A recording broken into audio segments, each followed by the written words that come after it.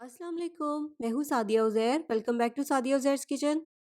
तो आज मैं आपके साथ शेयर कर रही हूँ बहुत ही जायकेदार से और बहुत ही crispy potato Zinger fries. Recipe बहुत ही सिंपल और आसान है, लेकिन बहुत ही ज़बरदस्त है। ज़रूर ट्राई कीजिएगा। तो चलिए ये टेस्टी से फ्राइज़ बनाना स्टार्ट करेंगे। बिस्मिल्लाहिर्रहमानिर्रहीम। तो ज़िंगर फ्राइज़ के लिए एक बैटर तैयार करेंगे और मिक्सिंग बाउल में डालेंगे 1 कप मैदा, आधा चाय का चम्मच लाल मिर्च का पाउडर, डेढ़ चाय का चम्मच नमक, 1 चाय का चम्मच ऑरिगानो और 1 चाय का चम्मच जाएगा इसमें चिकन पाउडर। इससे फ्राइज़ का टेस्ट बहुत ही मज़े का हो जाता है। बैटर बनाने के लिए यहाँ पर आप देखें मैंने तकरीबन 1 कप पानी लिया है, 1 कप से थोड़ा-सा कम है। अब इसमें हम थोड़ा-थोड़ा करके पानी शामिल करेंगे। इसका हमें एक थिक सा पेस्ट तैयार करना है। यहाँ पर आपका बैटर इतना थिक हो कि फ्राइज़ के ऊपर इसकी एक थिक सी कोटिंग हो जाए। इस तरह से एक थिक सा बैटर तैयार करना है। पानी शामिल करने के बाद आपने इसको बहुत अच्छे से फेंटना है ताकि इसमें कोई भी गुठली या कोई भी लम्स ना रहे। यहाँ पे जो मैंने इसमें पानी लिया था वो सारा पानी इसमें शामिल कर दिया है। अब इसमें एक बहुत ही इम्पोर्टेंट इंग्रेडिएंट जो मुझसे मिस हो गया था वो है बेकिंग पाउडर। आधा चाय का चम्मच इसमें बेकिंग पाउडर शामिल करेंगे। आप बाकी स्पाइसेस के साथ ही इसको शामिल कर दें।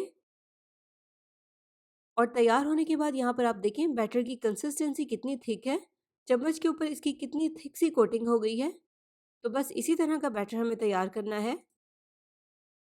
तो बैटर तैयार करने के बाद अब हम एक बड़े साइज़ की आलू की इस तरह से फ्राइज़ की शेप में कटिंग कर लेंगे। और फ्राइज़ की ये वाली कटिंग करना तो सभी को आती होगी।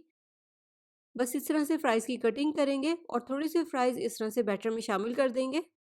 अब इन फ्राइज़ के ऊपर हमें इस तरह से बहुत अच्छे से बैटर की कोटिंग करनी है। तो इस तरह से ये थिक सा बैटर फ्राइज़ के ऊपर लगाकर इसको हम डायरेक्ट शामिल कर देंगे मैदे में। सिंपल प्लेन मैदा है, इसमें मैंने कुछ भी शामिल नहीं किया। और इसके बाद इसके ऊपर चम्मच की मदद से थोड़ा-सा और बैटर डालेंगे ताकि फ्राइज़ के ऊपर थोड़े से अच्छे और ज़्यादा क्वांटिटी में क्रम्स बने। अब इस तरह से इसके ऊपर मैदा डालेंगे और हाथ से इसको हल्का-हल्का सा प्रेस करके रोल करते रहेंगे ताकि इसके बहुत अच्छे से क्रम्स बन जाएँ। अगर आप फ्राइज़ के ऊपर बहुत अच्छे क्रम्स बनाना चाहते हैं तो इस वाले स्टेप को आपने ज़रूर से फॉलो करना है। ये देखिए कितने अच्छे से क्रम्स बन गए हैं। जब हम इसको फ्राई करेंगे तो ये और अच्छे से वाज़े हो जाएँगे। फ्राई करने के लिए बहुत ही इम्पोर्टेंट है आपने इन फ्राइज़ को थोड़े से तेज़ गरम ऑयल में फ्राई करना है। लेकिन फ्राइज़ ऑयल में शामिल करने के बाद हम इसके नीचे फ्लेम को मीडियम लो कर देंगे और मीडियम लो फ्लेम पर इनको फ्राई करेंगे। इसके अलावा आपने जो ख्याल करना है स्टार्ट में इन फ्राइज़ को बिल्कुल भी नहीं हिलाना जब तक कि इनके ऊपर हल्का सा कलर ना आ जाए। और जब इनके ऊपर इस तरह से कलर आ जाएगा फिर आप इनकी साइड को चेंज कर सकते हैं ताकि फ्राइज़ के हर तरफ इक्वल कलर आए।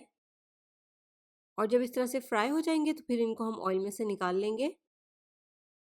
आप देखिए इनके ऊपर कितना अच्छा सा कलर आया है और इनका फाइनल रिजल्ट कितना ज़बरदस्त है। बहुत ही क्रिस्पी और बहुत ही जायकेदार फ्राइज़ बनते हैं। स्पेशली बच्चों के तो ये बहुत ही फेवरेट बन जाएंगे।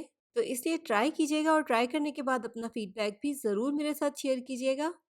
और जाते-जाते वीडियो को लाइक और शेयर करना भी आपने बिल्कुल नहीं भूलना। अगर आप मेरे चैनल पर नए हैं और अभी तक सब्सक्राइब नहीं किया तो सब्सक्राइब करके नोटिफिकेशंस भी ज़रूर ऑन कीजिएगा ताकि आपसे मेरी नई आने वाली कोई भी रेसिपी वीडियो मिस ना हो। अपना बहुत सा ख्याल रखिएगा, दुआओं में याद रखिएगा। Thank you for watching. अल्लाह हाफ़िज़।